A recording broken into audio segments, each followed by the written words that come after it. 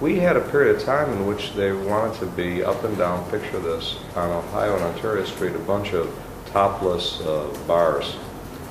And I had to step up at that time with Alderman Terrace to change the law so that you couldn't have a topless bar or adult entertainment within 1,000 feet of a house of worship, a school, or a residence. Now think about that.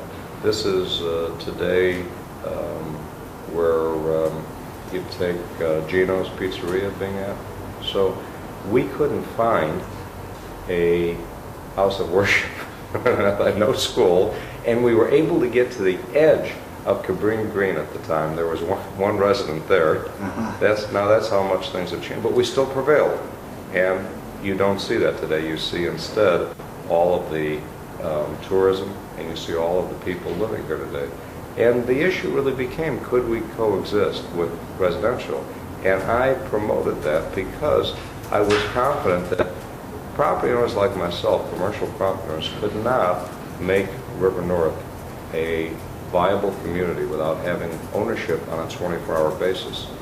You know, we were here, shall we say, 9 to 5, 8 to 6, 8 to 9 with restaurants, but what happened after that? Residents take ownership 24 hours a day, 7 days a week. And people started to appreciate some of the input that we had done. Maggiano's, I recall, when we first opened that in the corner bakery, the first few condominiums proposed that the reason that you should live here is because you have such a great restaurant nearby.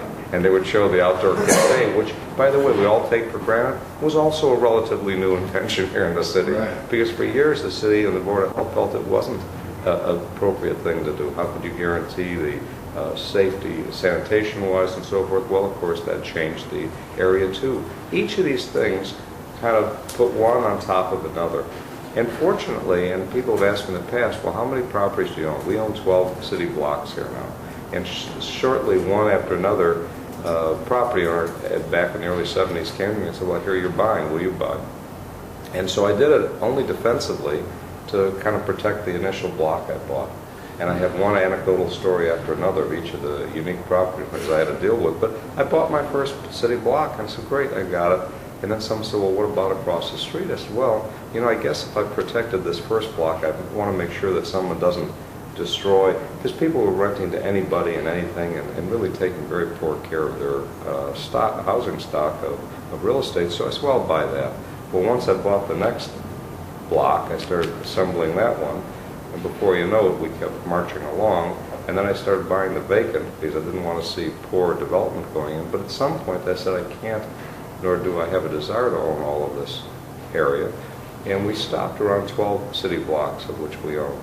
And I was very anxious to see other people come in, because you need to have a collective community of other developers and other people of interest. And it's really worked that way. The process you're describing with the condo developers sounds kind of the reverse of what happens in a lot of neighborhoods, where there's a base of residential development, and then they sort of promise you eventually restaurants and retail. Mm-hmm. Yeah, this is exactly the opposite. You're right. Normally you see the residential development. No, the infrastructure was here. This is unusual. And also the proximity to Michigan Avenue, proximity to work downtown, all those elements were unique. But I must tell you, there was a lot of skepticism about people wanting to come back to really live in the city. I mean, it's really rather remarkable, the condominium boom. I don't know anyone could have. In hindsight, everyone says, oh, I knew that was going to happen. Nobody knew that was going to happen. It's rather remarkable. When did the residential development in River North really take off? 80s. 80s. Yeah, I'd say the late 80s. Yeah. So you're talking about the last 20 years. Was apartments mostly? Apartments and conversion of loft space. Here's what happened. We leased all of our loft space for office space. Residential use was very tough. Rental was nearly impossible. But when people decided they were willing to buy into that space, it started to work, because the office market west of LaSalle Street, west of Wells, west of Orleans, as you went progressively west, and there was a lot of good loft stock there, but people didn't want necessarily office there, particularly as you went further northwest. As a consequence, they wound up converting some of those buildings, particularly, for example, off Ontario and the Expressway.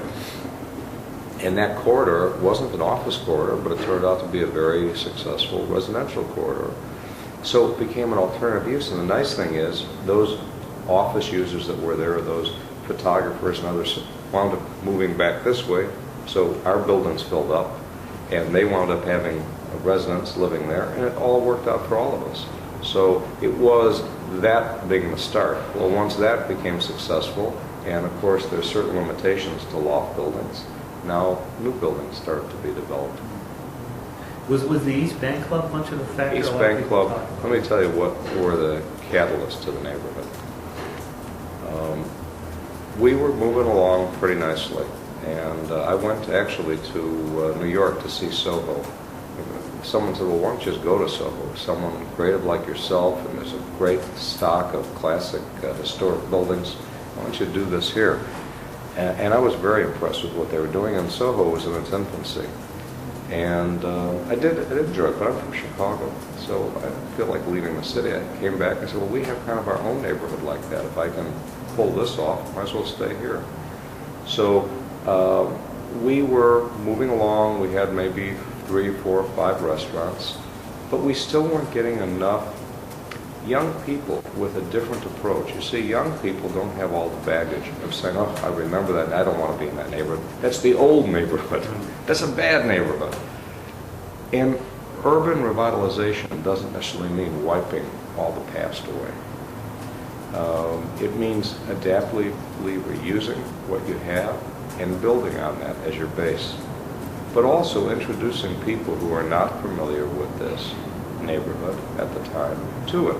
So one way is to bring, as I said, restaurants, artisans, people who like art, people who are a bit more creative, tend to be more accepting of emerging areas, clearly. And you ask, what are the other catalysts that change the neighborhood? I'll tell you 2 other main catalysts, actually 3. One was the merchandise mart. The merchandise mart stayed as all other furniture marts were starting to languish. And the Kennedy family made the commitment to continue to bolster the area. They became a key anchor, and you had all of these designers, young designers, coming to the area on a regular basis. They were seeing the neighborhood. They had trade shows and markets, so they made the neighborhood. 1. 2, Dan Levin had property along the river and developed a health club, which everyone thought, what's with this kind of health club? You know, we're not used to that. You go to the Y and work out. You don't go to some health club like this where you think you're doing something that someone really wants. And all of a sudden you saw young people gravitating to that. And once again, they were here in our neighborhood. And these are young professional people. They're the next generation who are going to be the decision makers and leaders. And sure enough, that became a catalyst. Now you take those 2 along with the art community and the restaurant community, and people like myself who are starting to promote this area and giving it some character and restoring its old buildings, and it started to come together. So long before the south side happened, and long before the west side happened, which got primed mostly by new construction, if you take a real careful look, this area here started restoring itself on its own. There were no city incentives. The city didn't have to repave the streets. The city didn't have to give special incentives. This happened because the community wanted it to happen. The people here felt that there was a need that needed to be filled and came to it. So it continues to evolve.